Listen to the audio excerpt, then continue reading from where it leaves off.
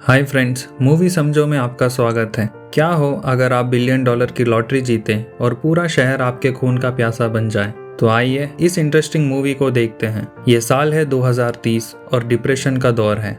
Government के पास ना तो पैसा है और ना ही लोगों के पास जॉब्स। और इन्हीं सबसे पब्लिक का ध्यान भटकाने के लिए गवर्नमेंट ने एक लॉटरी सिस्टम शुरू किया। इस लॉटरी में कोई भी हिस्सा ले सकता है। हर लॉटरी के दिन किसी एक विनर को चुना जाएगा और उस विनर को शाम ढलने से पहले अपने आप को जिंदा रखना होगा। और अगर शहर के किसी भी आदमी ने उस विनर को मार दिया तो वो जैकपॉट इनाम उसके नाम हो जाएगा। इस गेम के रूल्स हैं कि कोई गन यूज नहीं कर सकता। मूवी की शुरुआत में ऐसे ही एक विनर को दिखाया जाता है जहां पूरे शहर के लोग उसे मारने के लिए उसका पीछा करते हैं। कई लोगों से अपनी जान बचाते हुए ये आदमी यहाँ वहाँ छिपता है, लेकिन रूल्स के हिसाब से हर 14 मिनट में उसकी लोकेशन शेयर हो जाती है, जिसकी वजह से वो ज्यादा देर तक छिप नहीं पाता। और आखिर में जैसे ही एक बूढ़ी औरत को मौका मिलता है वो उसे खत्म करके सारा पैसा जीत जाती है। मूवी की दूसरी तरफ केटी फिल्म इंडस्ट्री में अपना करियर बनाने के लिए कैलिफोर्निया पहुंचती है। उसकी माँ का सपना था कि वो एक दिन सुपरस्टार बने और फिल्मों में काम करे। वो इस लॉटरी सिस्टम के बारे में बिल्कुल भी अनजान है और उसे वो शहर बहुत ही अलग लगता है। फिलहाल वो अपने लाइफ में बहुत ही स्ट्रगल कर रही है और अपने करियर में एक मौके की तलाश में है। मूवी के अगले सीन में नोवेल, जो एक फ्रीलांस का काम करता है, वो एक लॉटरी प्रोटेक्शन एजेंट है जिसका काम है कि विनर को शाम ढलने से पहले जिंदा रखें और लोगों से उसकी जान बचाएं, और बदले में विनिंग अमाउंट का 10% चार्ज करता है। सारा शहर आने वाले लॉटरी के लिए तैयार होता है। ये लॉटरी खास होती है क्योंकि इसकी रकम बहुत बड़ी होती है। केटी अपने रहने के ठिकाने के लिए एयरबीएनबी पर कमरा ढूंढती है। उसे एक कमरा नजर आता है। जब वो एड्रेस पर पहुंचती है, उस कमरे की मालकिन शैडी और उसके बॉयफ्रेंड डीजे से मिलती है। शैडी भी अपने लाइफ में एक्ट्रेस बनना चाहती है और वो बहुत ही लालची औरत है जो पैसों के लिए कुछ भी कर सकती है। केटी को कमरा बिल्कुल भी पसंद नहीं आता, लेकिन उसकी भी मजबूरी है कि वो इस नई सिटी में कहाँ पर भटकेगी, और इसीलिए उसे इस कमरे में ही रहना पड़ता है। अगली सुबह छत में लीक होने के कारण केटी के सारे कपड़े गंदे हो जाते हैं और इसीलिए वो शेडी से उसके कपड़े उधार मांगती है और उसके कपड़े पहनकर ऑडिशन वाली जगह पर पहुंचती है। केटी एड एजेंसी में पहुंचती है और उसका ऑडिशन बहुत ही गंदा जाता है और जो भी पैसे उसके पास बचे थे वो सारे ऑडिशन के फीस के लिए खर्च हो जाते हैं। जब केटी ऑडिशन दे रही होती है तब उसके कपड़े में उसे एक लॉटरी का टिकट मिलता है। ये टिकट शैडी का होता है और उसने ये लॉटरी अपने लिए खरीद रखी थी, लेकिन केटी गलती से उस लॉटरी टिकट को एक्सेस कर लेती है और लॉटरी का हिस्सा बन जाती है। इसे आप लकी बोलो या अनलकी, केटी ही अगली लॉटरी विनर होती है।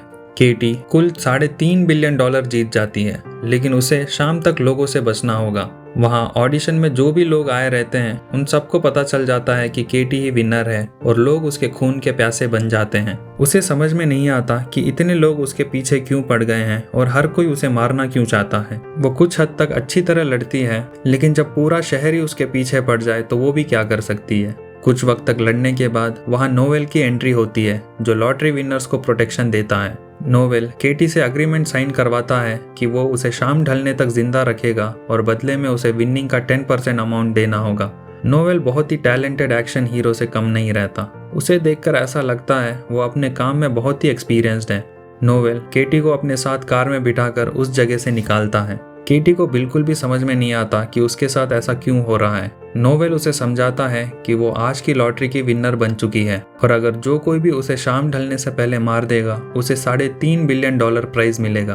केटी पूछती है कि वो इस गेम से बाहर कैसे निकले और तब नोवेल बताता है कि बाहर निकलने का सिर्फ एक ही तरीका है कि उसे शहर छोड़कर जाना होगा, लेकिन नोवेल उसे भरोसा दिलाता है कि वो उसे आराम से बचा लेगा। कुछ समय बाद कुछ लोग उनकी जगह पर पहुंच जाते हैं और उन पर हमला करते हैं और नोवेल बार बार केटी की जान बचाता है और दोनों जब उनसे बचकर एक सुनसान क्रॉस पर पहुंचते हैं तब केटी बताती है कि उसे ये गेम नहीं खेलना है और उसे लगता है कि इसके बाद नोवेल भी उसकी मदद नहीं करेगा, लेकिन नोवेल बताता है कि वो गेम खेले या ना खेले वो उसकी मदद जरूर करेगा। लेकिन केटी को उस पर भरोसा नहीं आता और वो उसकी आंखों में मिट्टी डालकर वहां से भाग जाती है। रास्ते में कुछ पुलिस वाले दिखते हैं और केटी को लगता है कि वो उसकी मदद करेंगे, लेकिन वो पुलिस वाले भी उसके खून के प्यासे रहते हैं और वो भी उसे मारना चाहते हैं। नोवेल उन पुलिस वालों को संभाल रहा होता है कि केटी अपनी जान बचाकर एक म्यूजियम में घुस जाती है। म्यूजियम का सिक्योरिटी गार्ड उसकी मदद करता है और वो शुरू से ही लॉटरी के खिलाफ था और इसीलिए वो केटी को छुपने की जगह देता है। लेकिन इससे पहले कि वो म्यूजियम के अंदर जा पाए, रूल्स के हिसाब से हर 14 मिनट में उसकी लोकेशन अपडेट हो जाती है। लोगों को पता चल जाता है कि वो म्यूजियम के आसपास ही कहीं भटक रही है। कुछ पल बाद केटी को शैडी का फोन आता है। केटी को लगता है कि शैडी उसकी मदद करेगी और वो उससे मदद मांगती है कि वो इस शहर से उसे बाहर निकाले, लेकिन शैडी भी इस लॉटरी को जीतना चाहती है और इसीलिए वो उसकी एग्जैक्ट लोकेशन जानना चाहती है ताकि वो उसे मार सके और सारे पैसे उसे मिल जाए। केटी उसे अपना लोकेशन शेयर करती है और उसी पल शैडी अपने बॉयफ्रेंड डीजे के साथ उस म्यूजियम में पहुंचता है। केटी को लगता है कि वो उसकी जान बचाने वाले हैं, लेकिन वो दोनों खुद उसे मारने की कोशिश करते हैं। केटी भी लड़ना जानती है और उन दोनों से बहुत अच्छी तरह लड़ती है। वो उन दोनों को म्यूजियम में बंद कर बाहर निकलती है, लेकिन उसका रास्ता ऐसा है कि आगे कुआं और पीछे खाई। जैसे ही वो बाहर निकलती है, उस शहर के सारे लोग, बच्चों से बूढ़े तक, सब उसे मारने की कोशिश करते हैं। और इससे पहले कि वो मार सके, नोवेल फिर से वहाँ एक्शन हीरो की तरह पहुँचता है और केटी को कार में वहाँ से निकालता है। केटी अभी भी नोवेल पर भरोसा नहीं करती। उसे लगता है कि नोवेल भी बाकी लोगों की तरह इस लॉटरी के पीछे पड़ा है, लेकिन नोवेल कहता है कि वो एक अच्छा आदमी है और उसका मेन गोल है कि लोगों की जान बचाएं। नोवेल बताता है कि उनको किसी बॉम्ब शेल्टर में छिप जाना चाहिए क्योंकि हर 14 मिनट में उनकी लोकेशन अपडेट हो जाती है और वो कहीं नहीं भाग सकते। केटी अपने फ़ोन से बॉम्ब शेल्टर ढूंढती है और उसे पता चलता है कि एक फेमस एक्टर के घर में ये शेल्टर है। दोनों मशीन गन केली नाम के फेमस एक्टर के घर पहुंचते हैं और उसी समय शहर के सारे लोग भी उसकी लोकेशन पर पहुंच जाते हैं।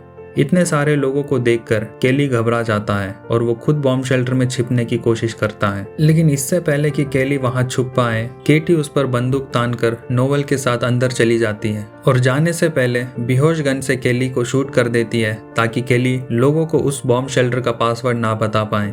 कुछ वक्त के लिए केटी चैन की सांस लेती है और दोनों प्लान करते हैं कि आगे इस मुसीबत से कैसे निपटें।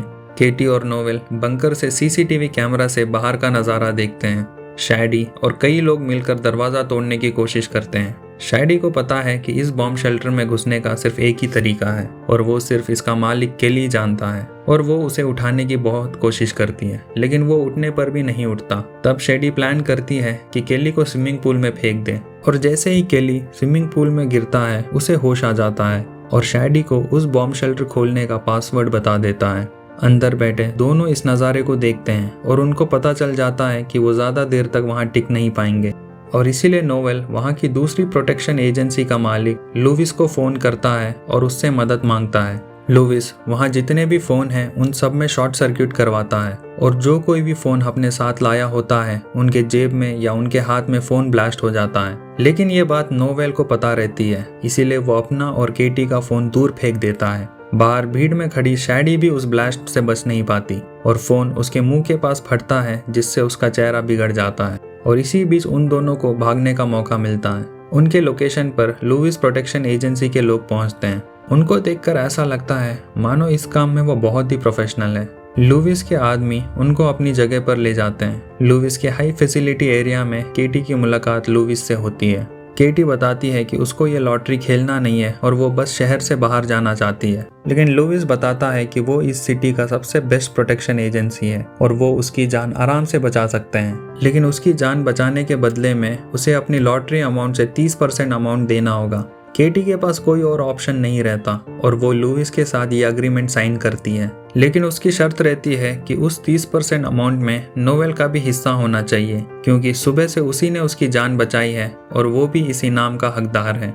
लुविस के एजेंसी के बाहर फिर से भीड़ जमा हो जाती है। उसका प्लान ये है कि वो केटी का हुलिया पूरी तरह बदल देगा और उस जगह से बाहर निकाल लेगा। केटी एक बूढ़े आदमी का गेटअप करती है। सुबह से भागते हुए वो दोनों घायल हुए रहते हैं और दोनों अपना इलाज कराते हैं। इलाज के वक्त केटी बताती है कि पास्ट में उसके साथ ऐसे इंसिडेंट हुए हैं कि उसने जिस पर भी भरोसा किया है उन्होंने उसको बहुत चोट पहुंचाई है और वो इसीलिए शुरू से ही नोवेल पर भरोसा नहीं कर पाई। लेकिन अब उसे लगता है कि नोवेल वाकई में बहुत अच्छा इंसान है और इस शहर में उसके अलावा किसी और पर वो भरोसा नहीं कर सकती।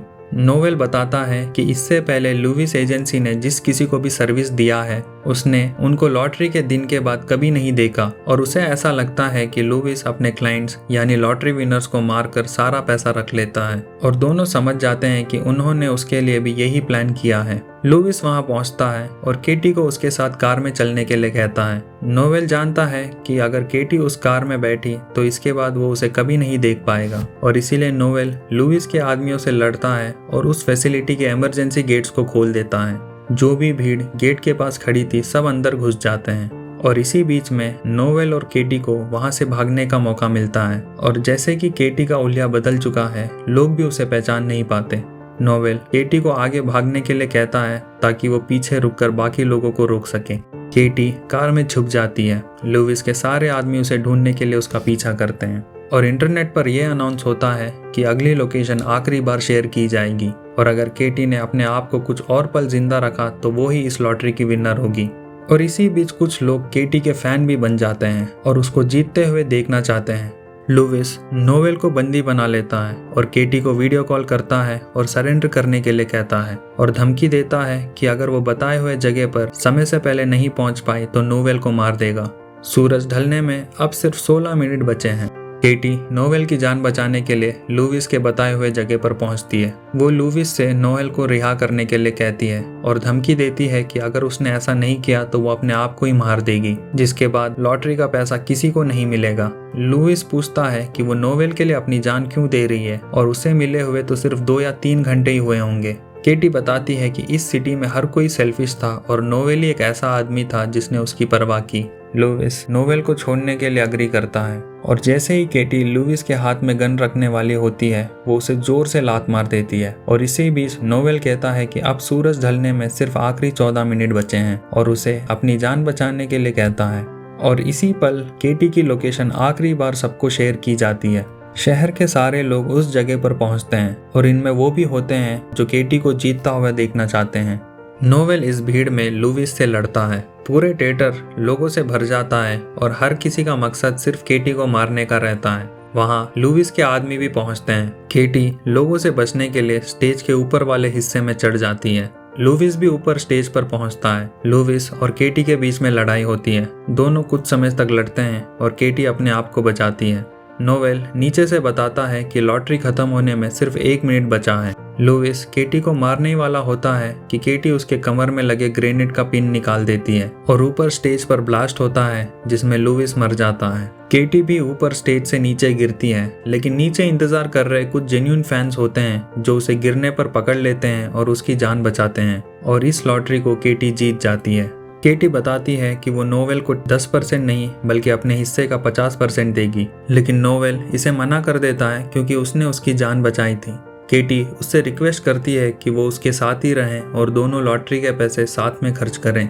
वहां पर लॉटरी एजेंसी के लोग भी पहुंचते हैं और केटी को $3.5 बिलियन का चेक हैंड ओवर करते हैं। लॉटरी को जीते हुए 6 महीने बीत जाते हैं और मूवी के आखिरी सीन में हम देखते हैं केटी और नोवेल दोनों खुद की एक प्रोटेक्शन एजेंसी कंपनी खोलते हैं और उन्होंने कई सारे नॉन प्रॉफिट ऑर्गेनाइजेशन और बिजनेस में भी इन्वेस्ट किया है और इसी के साथ एक याच भी खरीद रखा है और दोनों अमीरों वाली जिंदगी जीते हैं।